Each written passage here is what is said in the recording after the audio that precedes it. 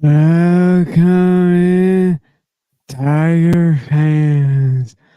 Let's talk about sex, baby. Let's talk about you and me. That's right, it's not sex we are talking about. Instead, it's a sexy voice from Georgia Tech that make their trip out to Clemson this weekend. I am Zach Lentz. He is Jason Priester. So, Jason, this week, Military Appreciation Week at Clemson. Let's start off there. This is honestly one of the things that Clemson does,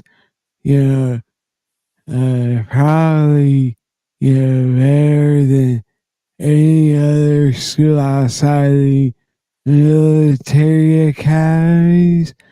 It is always a somber, very respectful halftime show that,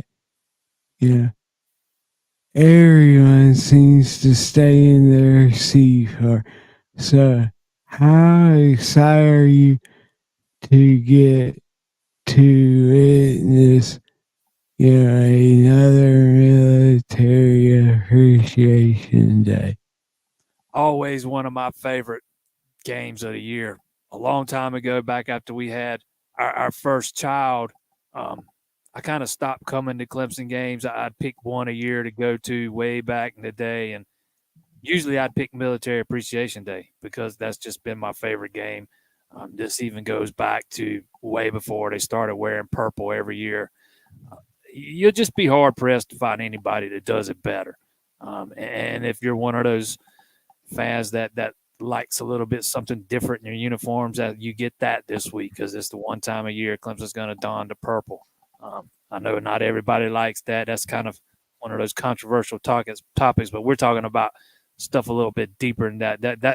That thing they put on at halftime, man, it is second to none. It's just it's amazing the love they show to the veterans. Yes, it is. And, for me, especially in today's climate, where there is so much going on in the world, this one happening on Veterans Day, I think just as an extra element of, it being special. Yeah, I was thinking about that today myself, that it coinciding with Veterans Day almost, it makes it mean a little bit more. Absolutely. Well, as always, we want to thank you all for joining us on the CLEMSON Tigers pregame show. Jason, after last Saturday's performance against Notre Dame, do you feel like the Tigers have really found their groove offensively? I think that we can say that the defense hasn't, been the issue this season. Is the offense that's kind of held this team back. So, did last week's performance change your confidence level in this team?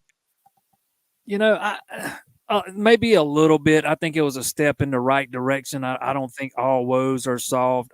We still saw the ball around. It was a pick six. You know, they were fortunate to recover a couple of their own fumbles. So not everything is hunky dory. Make no mistake, but it was absolutely a step in the right direction.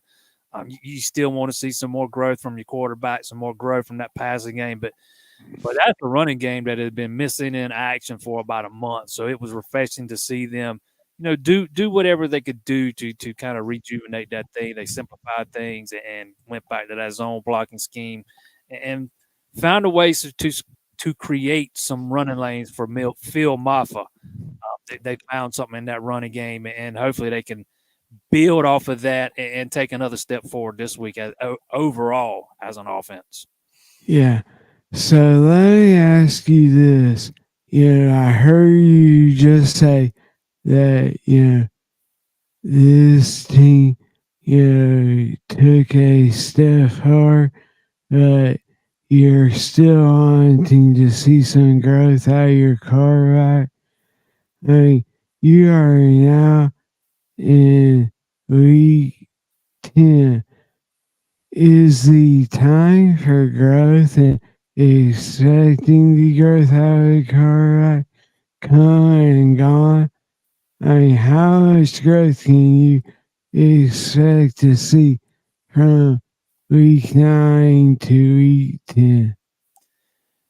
That's a good question. I don't think the time has come and gone. I mean, we've seen plenty of quarterbacks over the years that don't, reach their peak till junior year, senior year, and Klubnik, while a sophomore, he's still in his first full year starting. And I go back to the fact that he's not gotten a whole lot of help from his offensive line for a big part of this season.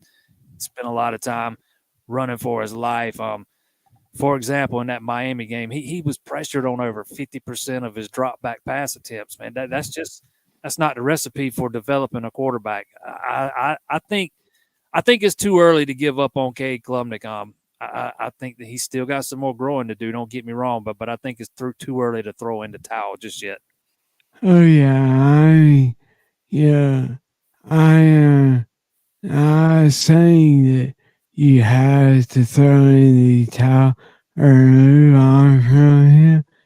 I was simply saying, like, for this season, you know, is it too late to expect, huge steps in growth, from week 9 to week 10?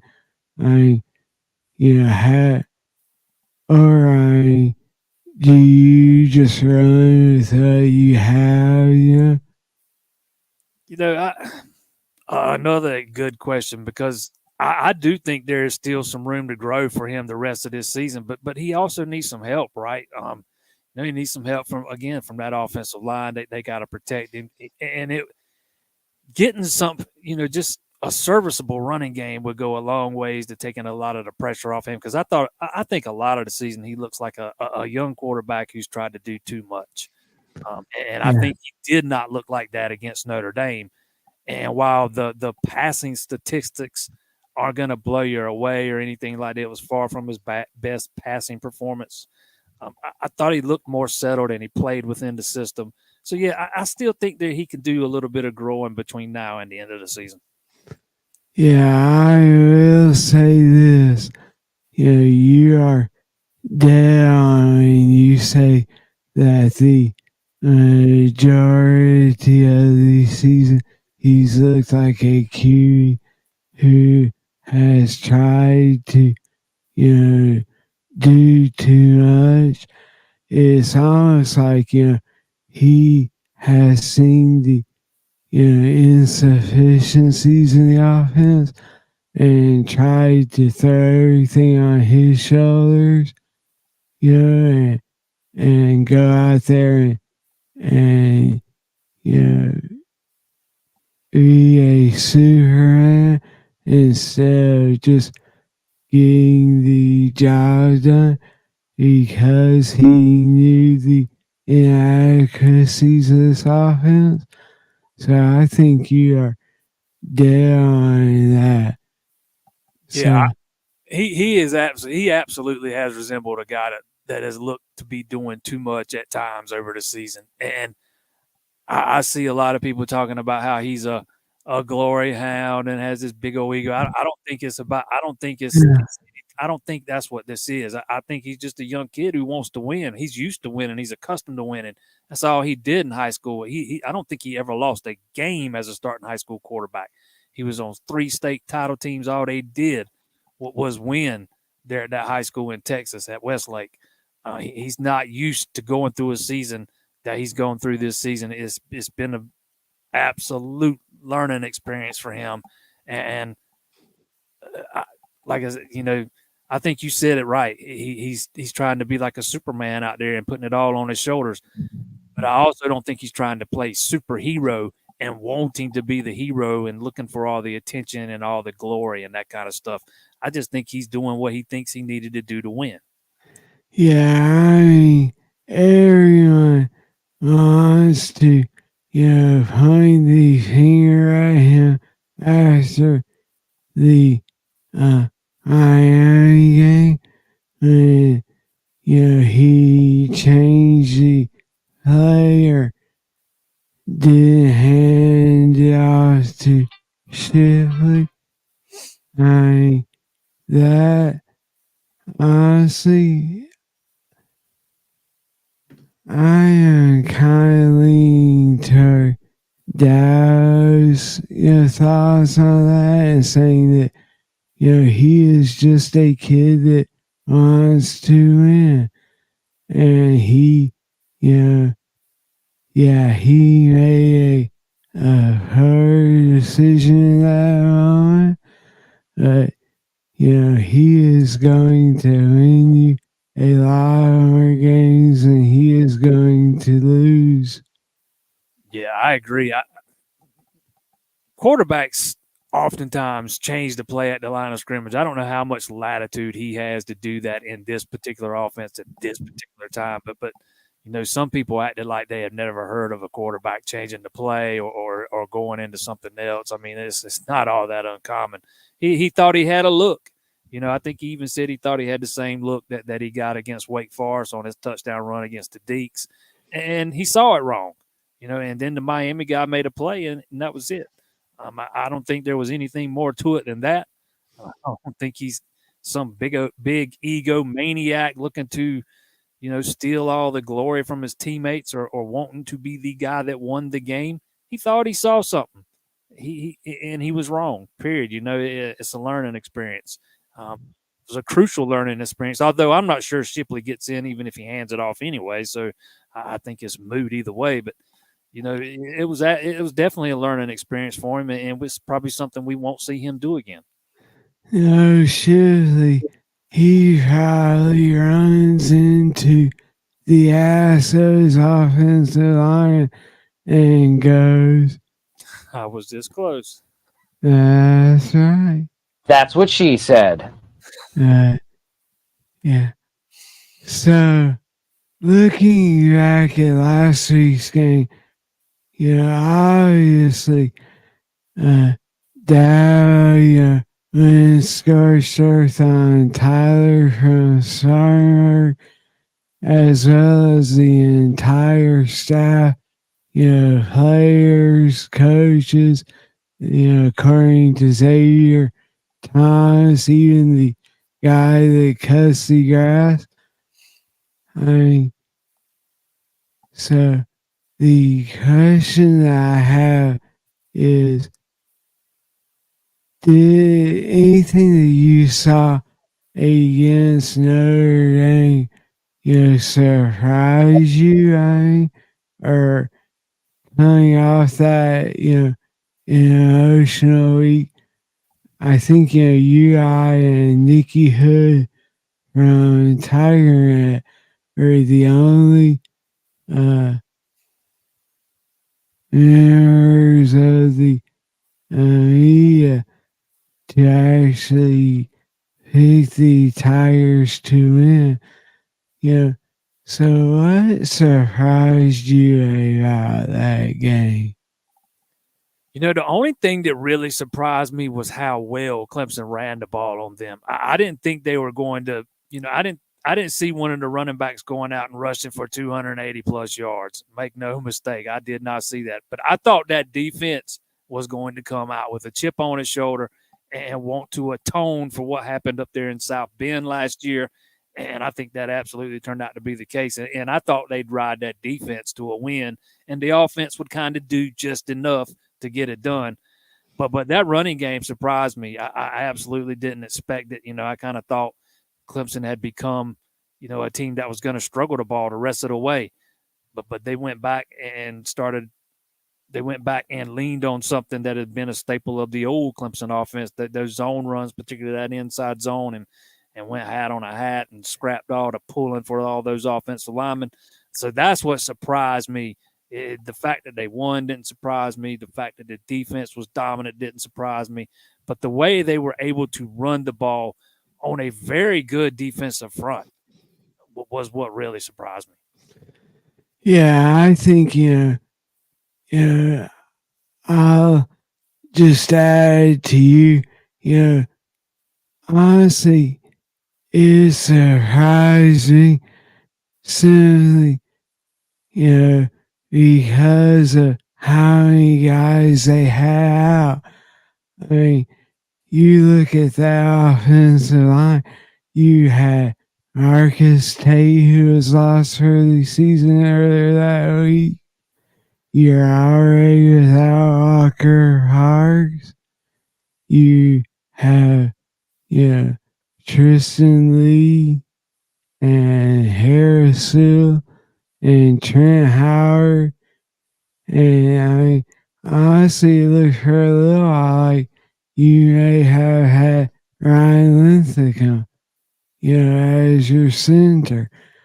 So, I mean, especially leading up to that game with all the injuries and how, they were basically, a mash unit out there.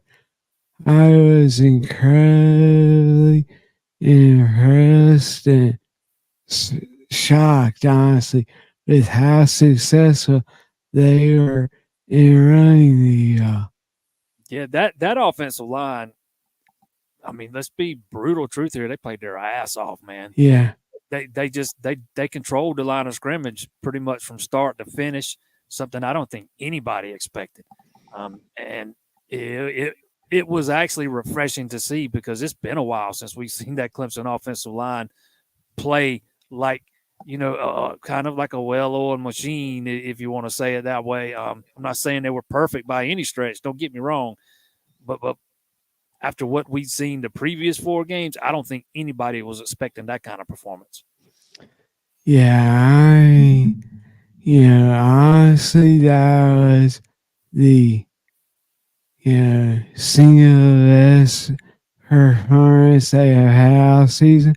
I will say this: Dallas Swing had said all season that the offensive line was the deepest, and he felt like they could go 10 or 11 deep. And I think, they finally showed up. I mean, they had a chip on their shoulder, and it showed. They had heard all week long, how, I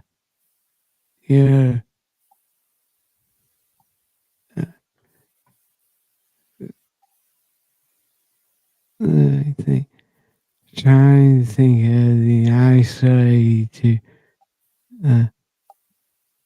let's just say how poorly they have played, in their previous 2 games. And so, I think they had, not just a chip. I think they had a huge stone on their shoulder that they wanted to prove something. I will say this though, Dowd after the game said that this was the first time that they had a complete game on offense. However, outside of the offense's response to the turnover and touchdown by Notre Dame in the third quarter, for basically the last, I'd say let's see, maybe 25 minutes of that game, you saw the exact same offense. You saw the exact same issues that you have seen all season. And how many times did they hold Notre Dame to, uh, 3 outs and had field position given to them on the 50, only to go 3 out? Oh yeah, no, that second half was more of what we, more of the same. Even I think both, you had the late fumble by Maffa. I think you had another fumble that they dropped and recovered that cost them some field position. But Dabo's talked a number of times about this, wanting to see this team finish, not being able to finish. And I'm not sure if I would call what they did Saturday finishing, really. I think the defense kind of finished it, not really the offense. The offense had ample opportunity to put Notre Dame away and put that game away early in that second half, and they just weren't able to take advantage of it and do it. I kind of kept, I told you in the press box, I kept waiting for Notre Dame to score and tie it up, or score and have to go for a 2-point conversion, reminiscent of the 2015 game. It never played out that way, but they had the opportunity to do so on multiple occasions. And if the offense had been as efficient and as productive in the second half as it was in the first half, Notre Dame doesn't have that opportunity in the fourth quarter to get the ball, however many times it was, 2 or 3 times with a chance to go down the field, score a touchdown, and get a 2-point conversion to tie it up. Oh, sure. Yeah, and honestly, I will say this for the offense. We said to each other in the press box, I think, a real turning point for this season could be the touchdown drive after Notre Dame scored in that third quarter. Kate Covenant came out and led that team on a touchdown drive to answer that score and give the Tigers the lead that ultimately in the game. That is the heart, that is the fire, that is the leadership that honestly we have been looking for all season. The ability to answer when hit in the face.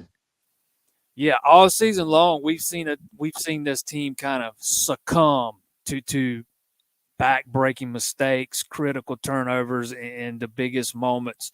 But on Saturday against Notre Dame, you saw them overcome a mistake and come back and answer, and like you said, show some fight, show some heart, show some determination. They didn't let the mistake define them. They put it in the rearview mirror, went out and got 7 of their own, and kind of, started the process of putting their foot on Notre Dame's throat. Never really finished it, but, started the process. Yeah. As always, I'd like to remind everyone to check out Death Valley Domain.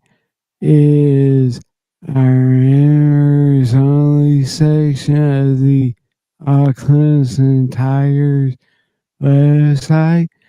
Inside the Valley drops tonight at 7 o'clock, where we have a look at kind of the behind the scenes of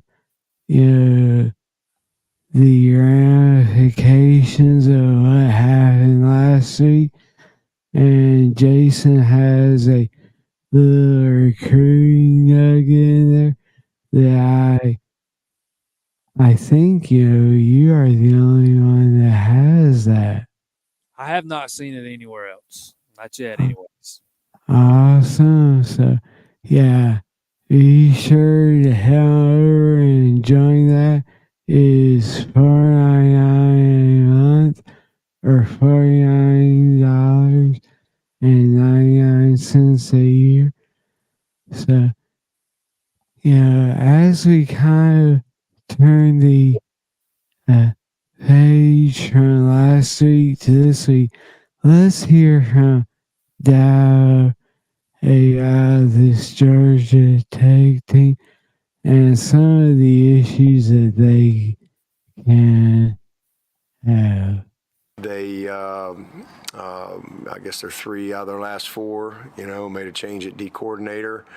Ironically, he played for me at Alabama. He was a walk-on tight end for me, Big Kev. Known him for a long, long time. But they're doing a lot of good things, man. I think Brent's done a great job, really instilling a lot of toughness in that team. Not just that, but a lot of belief. You don't win a game like they won at Miami without a team that's just fighting to the end. And that's exactly. Yeah. So let's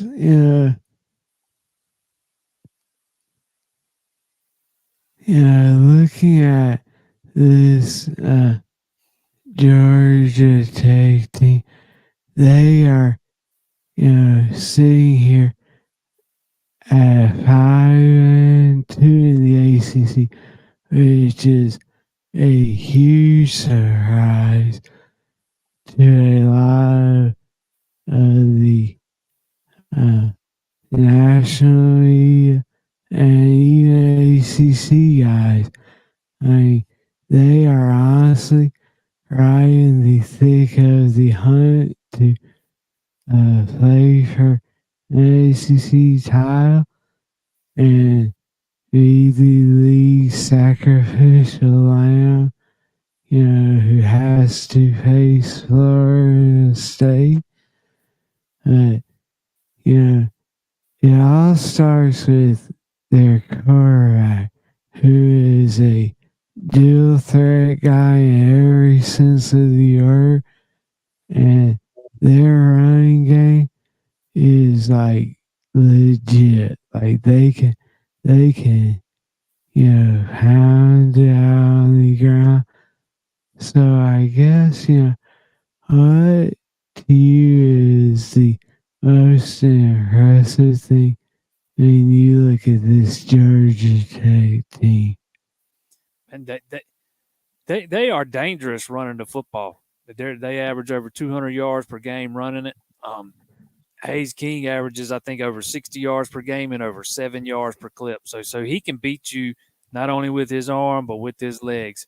They run for over 200 yards per game. They pass for over 200 yards per game. Only 13 teams in the country have done that. So that is impressive. It's going to take Damn, are you like Tim Ray Jr. there? I think I got that stat from Qualk. So credit to Qualk. I think I got that from him on Twitter.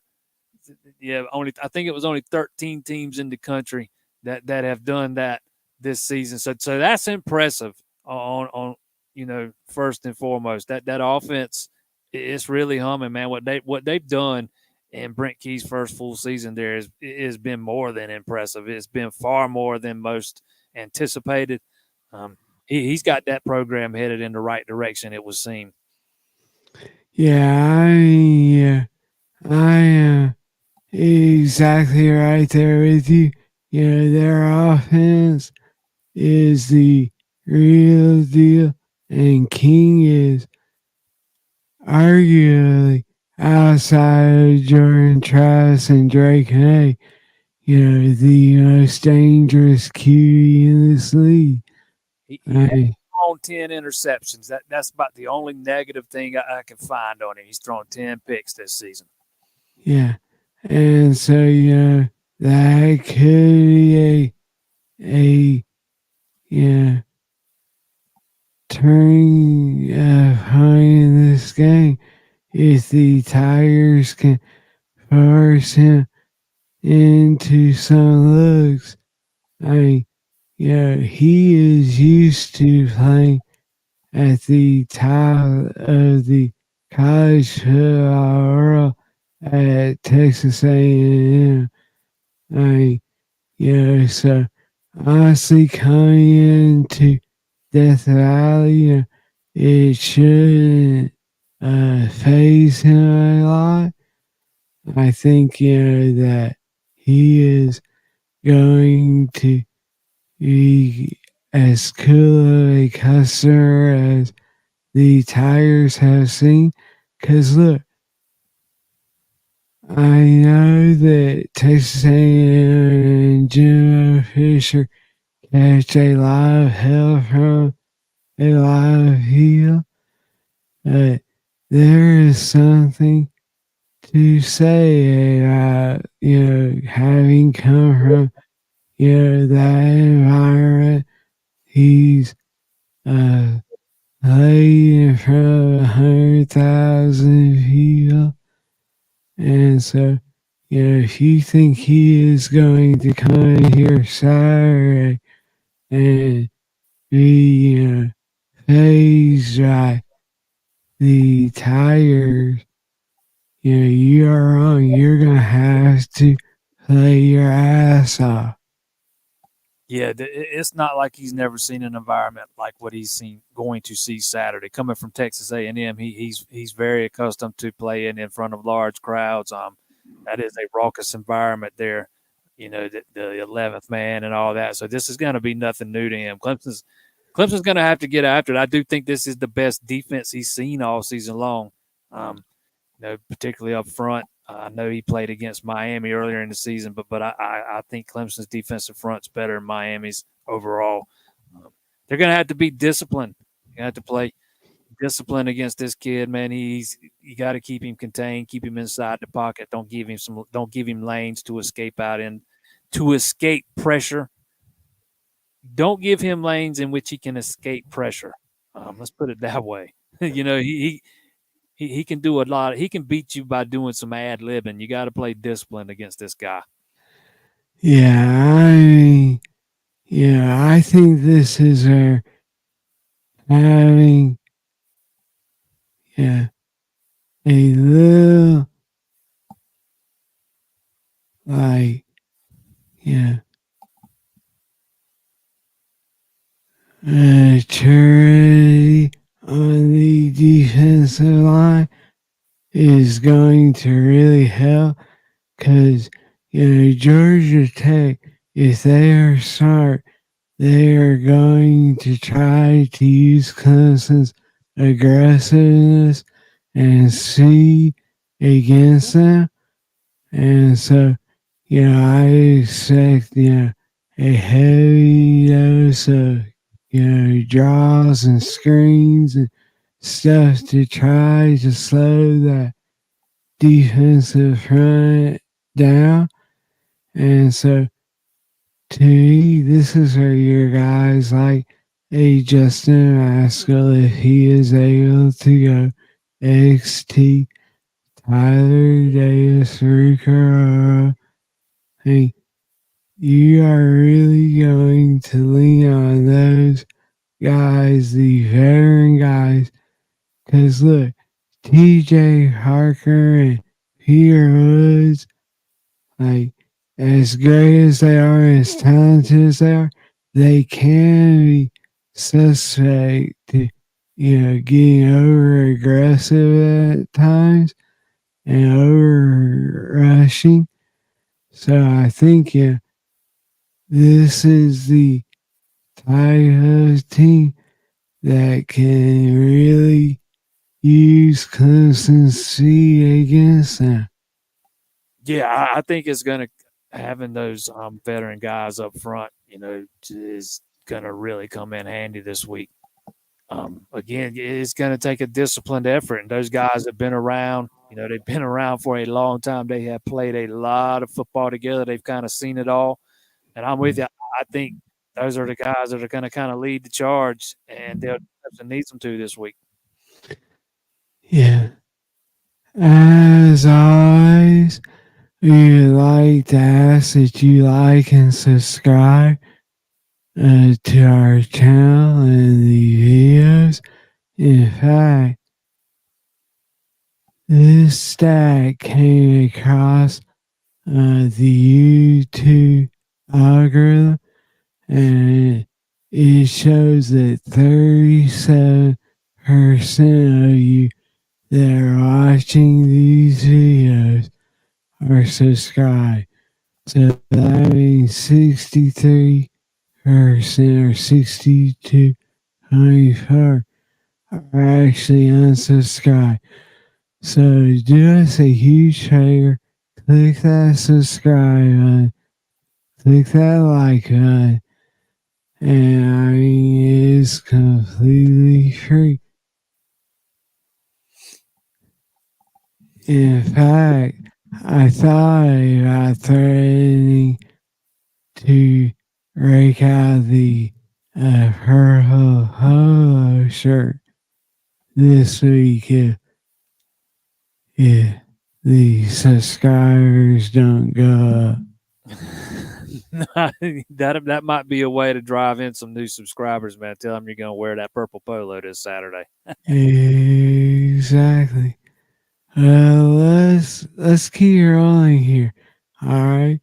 So, yeah, the Tiger offense, they are facing the Georgia Tech defense.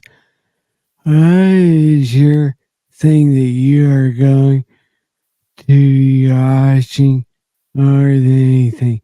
And I am going to take the offensive line off the table.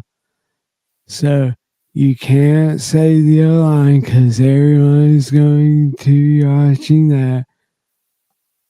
How about let's see how it's going to be interesting to see how the carries are divvied up between Shipley and Maffa, right? We heard Dabo Sweeney say earlier in the week that Phil Maffa's kind of earned the opportunity to keep the hot hand. I'm kind of interested to know what exactly that means. Are they going to kind of be closer to 50-50, or is it going to be more 70-30, lean towards Maffa, or what? And kind of watch how all that unfolds. I talked a minute ago about Georgia Tech being one of 13 teams to pass and throw or pass and run for 200 yards per game. They're also only one of two teams that allow 200 yards passing and 200 yards rushing per game. So this is a team Clemson should be able to run the ball on, right? Or you would think so. They should have been able to run it on Wake Forest and North Carolina State too, but that's a whole different discussion. So that's kind of one of the big things I'll be looking for is how those carries are divvied up. Because this is a team Clemson should absolutely be able to run the ball on this week. Yeah, for me, I want to see, Cade Klubnik, go out there and not play a perfect game, take advantage of opportunities. Like we saw against Notre Dame, they had, how many drives start at the 50-yard line, or, just outside of that in that third and fourth quarter, and they weren't able to, do anything with them. I think that this staff understands that while they got the win last week, it still doesn't take the sting away from, what Dabo said and the ultimatums they were given. So I want to see K Clay come out and lead this team like a true uh, experienced quarterback. Because like Gary Riley has said, I understand that he is still a only in his first full season as a sophomore, being the guy. The fact is, he is 10 games in now, and he can't continue to have the, uh, you SS and kind of, what the hell are you doing on? I didn't think he had many of those last week. Outside of the was it last week when they tried to do the little delayed pitch when he kind of rushed it and to Maffa and he kind of Yeah. rushed. To me, that's the one thing that stands out to me. But I thought the pick should have been caught. Maybe there was one where he probably should have threw it away and he didn't. I can't remember, but I didn't think he played all. I didn't think he played and made a bunch of mistakes last week like we've seen in weeks prior.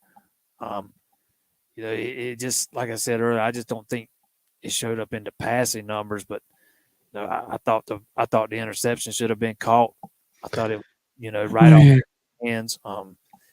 Yeah, that honestly, that interception is the reason that those stats, can be incredibly misleading. Because that should 1000% be on Randall.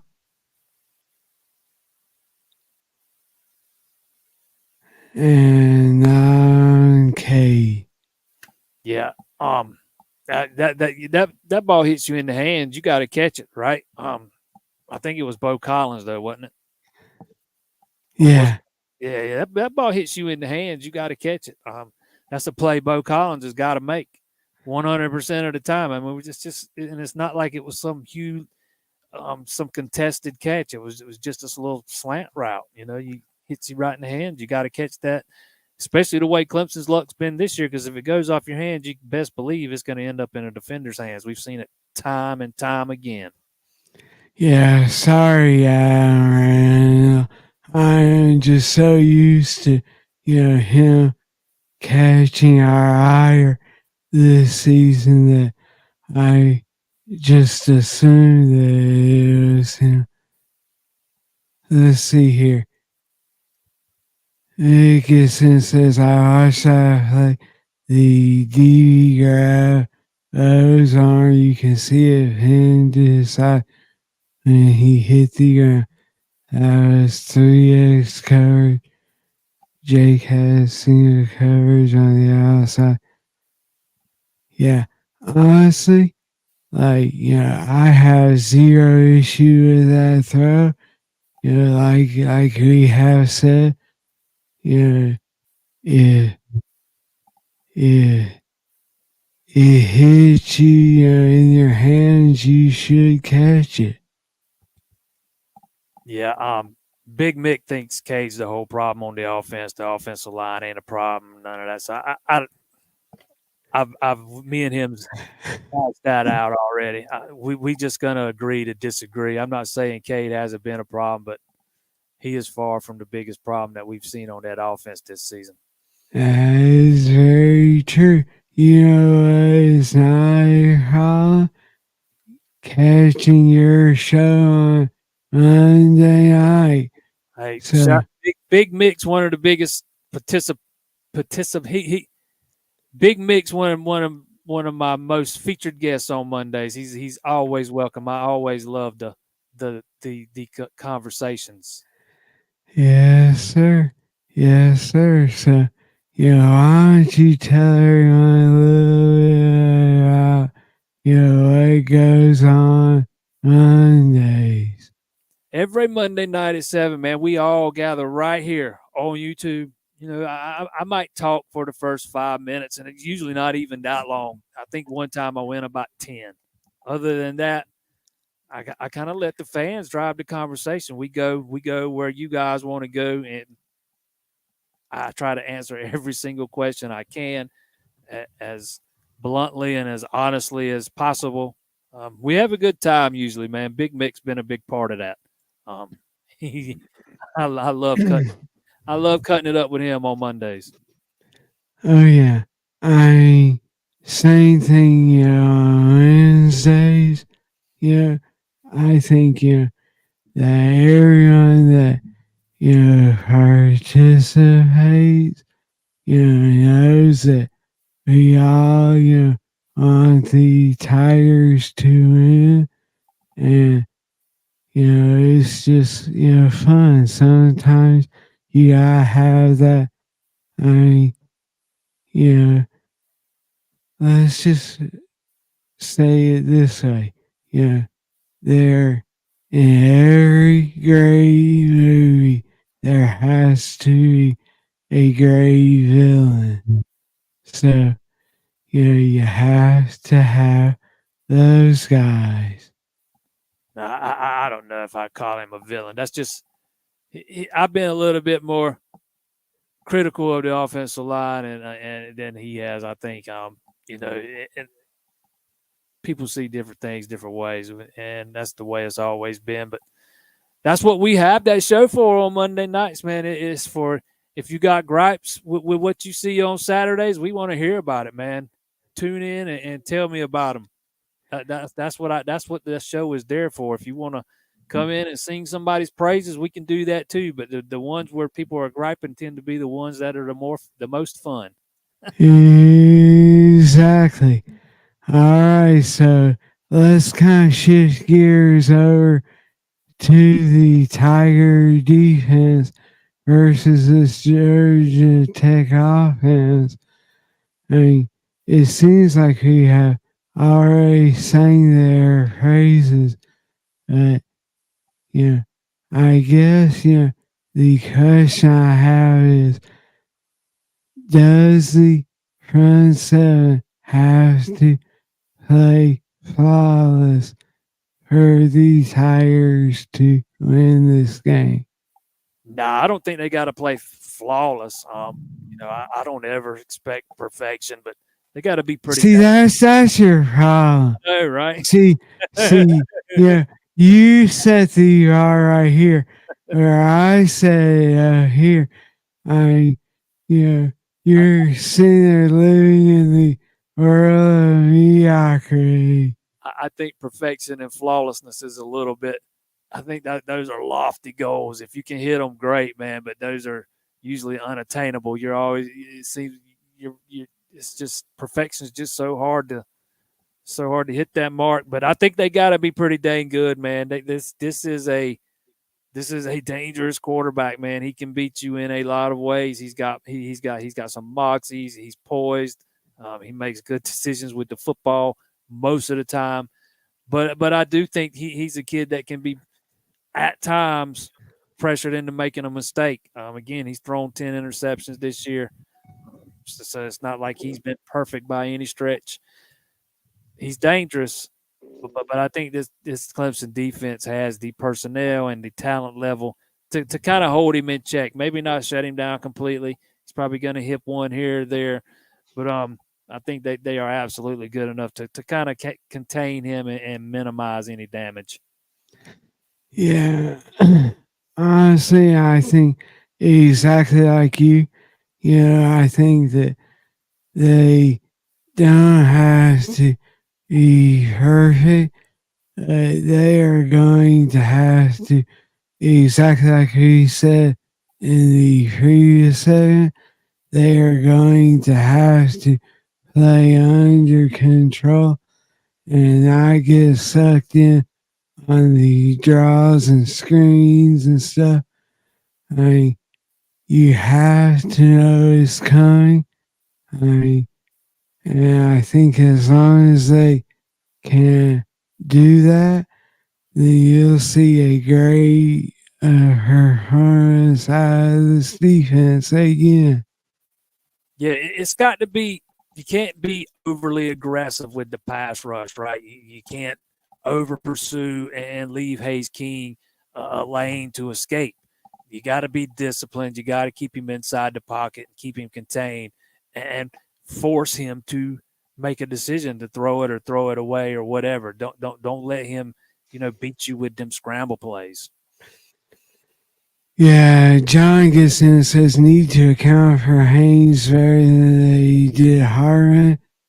I think, outside of the one touchdown run, I thought the Tigers game plan for Harvin was, as good as you could hope for.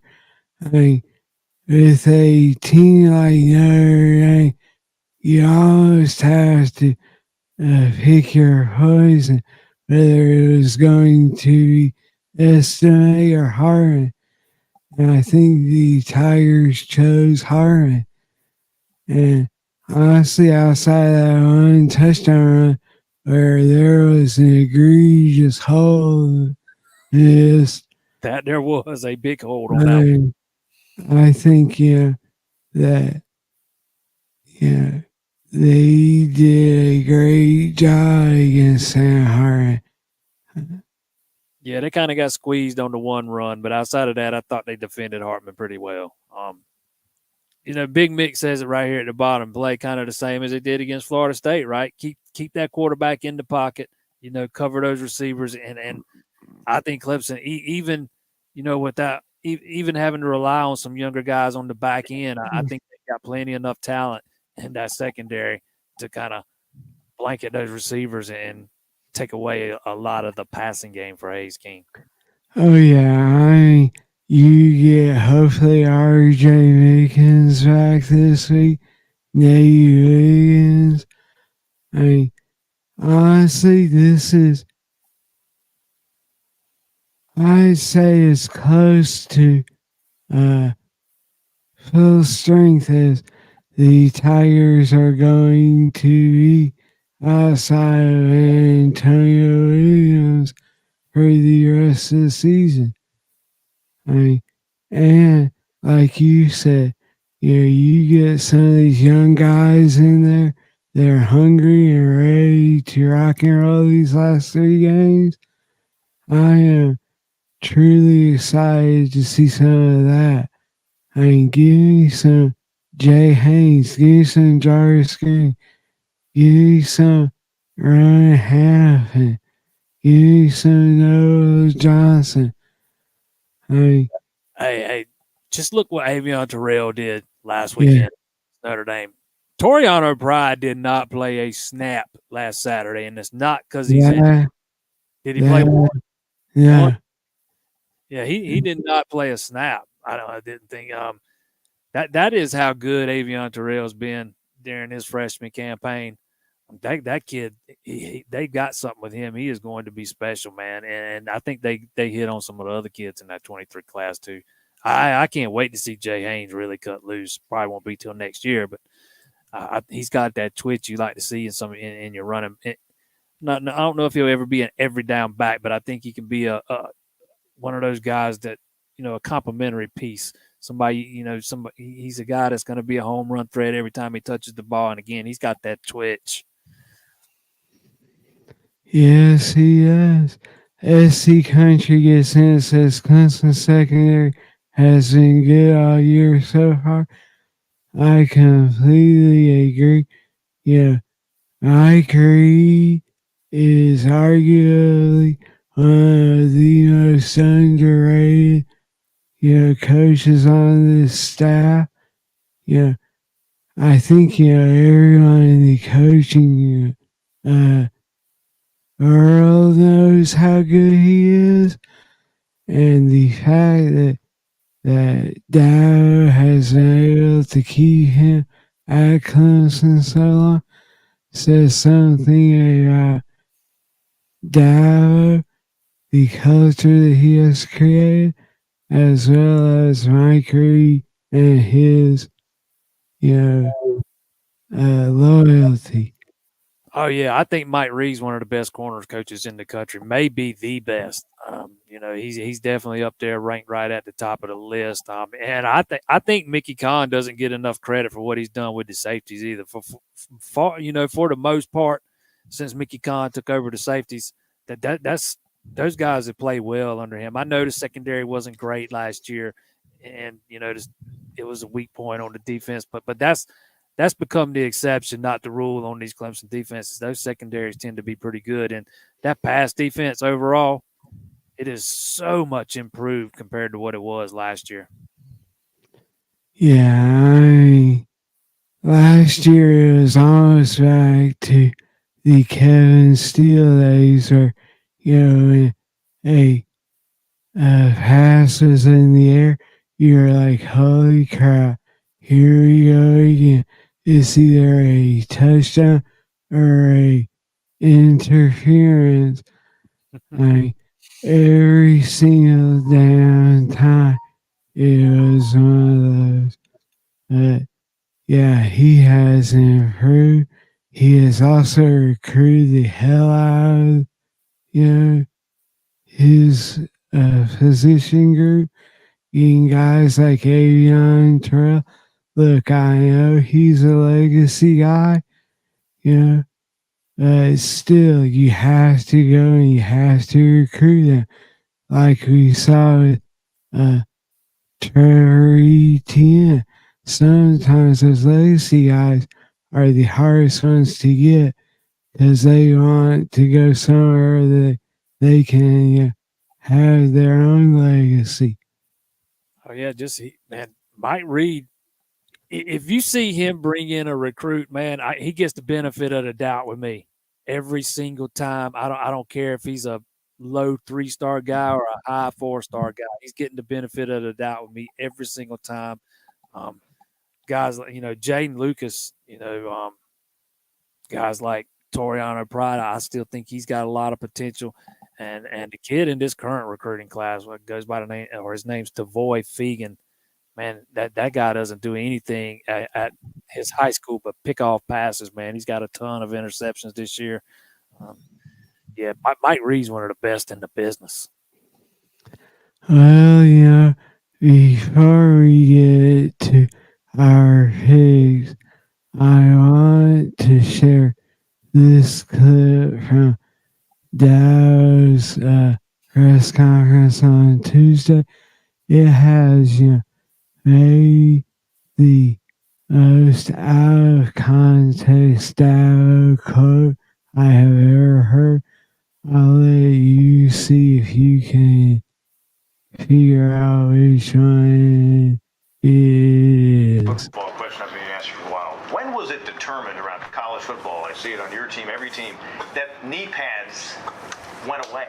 And was that like, did the athletic trainers say, you know what, ligaments don't have anything to do with knee pads? When all the adults left the building, then no skill player wears knee pads anymore. Nobody cares. I mean, it's the craziest thing. Hey, I mean, how about the fact that guys don't wear mouthpieces, but they hang off their helmet? What are we doing? Hey, nobody cares, so whatever.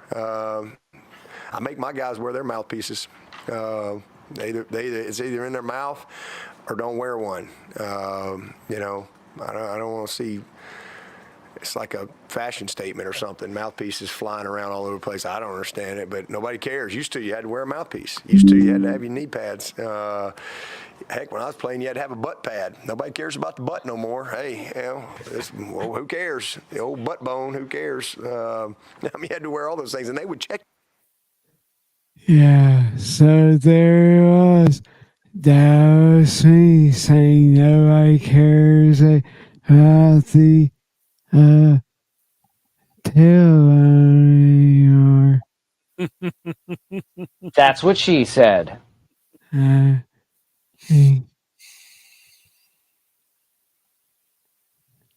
So He is right though. That the thing with the mouth guards hanging from the helmet, it has become a fashion statement with some guys here in recent years. Yeah, I just was like, I saw that, And I was like, hang on a second. Is this guy like, who asked that question? Is it like a, a or something that is trying to figure out, how they can, get some ROI? So as we kind of end the show, let's go ahead and quickly let people know if you want to see our full predictions on the game, you can go to CLEMSONTIGERS.com and it is there. Also, today's edition of Inside the Valley drops at 7 o'clock. So real quick, Jason, as we look ahead toward tomorrow, I guess, give me your key to the Tigers' victory. Running the ball and stopping the run. You got to keep that momentum you found in the running game last week, and you've got to contain this quarterback, keep him bottled up in the pocket, and not let this team run on you. Period. If you can run the ball and minimize their ability to run the ball, you win this football game. I like it. I have one word, and it is Rafa. I think the feed the man. Give him the rock as often as you can and let him go to work. I think that, honestly, this week, Dow has scared me a little bit with his love and talking about, Shifley. I think, that,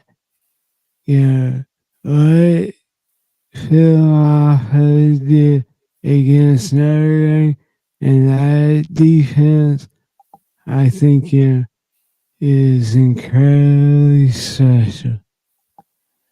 Yeah, I'm kind of interested to see how those carries are divvied up this weekend too. I absolutely think Phil Maffa has earned his opportunity to show what he can do as the lead back. I'm not going to say the featured back because we know this is kind of a two-back deal and both of them are going to play, but at least as the lead back. If you're looking at them as 1A and 1B, if you're looking at them as 1A and 1B, I think Maffa's earned a chance to go out and show what he can do as 1A. If it was me, it'd probably be a little bit more one-sided because I've always thought Maffa was the more complete back. And that's not a knock on Shipley, man. He is what he is. He's done a lot of good things in this offense. I just think Maffa's got the higher ceiling. All right, so last question. Tigers or Yellow Jackets? Oh, give me Clemson. I think they cover. All right. I take Clemson as well. However, I don't think they cover. If you want to know our full scores, you can check it out on CLEMSONTIGERS.com. We will have all your coverage tomorrow from the stadium. So be sure to like and subscribe on YouTube and head on over to Clemson Tigers for your game updates, injury reports, everything that you could possibly want as the Tigers take on the Yellow Jackets. So, for Jason, I am Zach. Thank you again for joining us on this edition of Clemson Tigers pregame show. We'll see you at the stadium tomorrow.